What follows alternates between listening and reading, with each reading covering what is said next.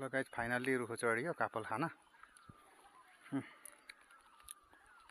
यसरी खाने हो यो काफल।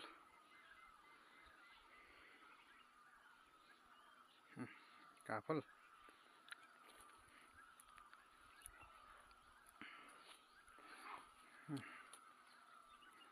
यो लाल लाल यो प्योर पाकेको काफल यसलाई भन्छ। यसलाई ट्याक्क टिप्ने यसरी टिप्ने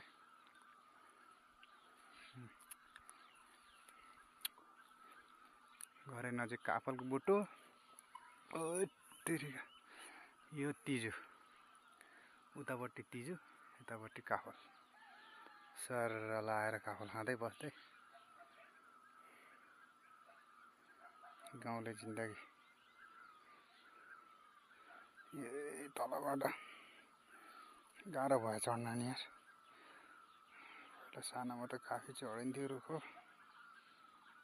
भोलि अलि गाह्रो भयो।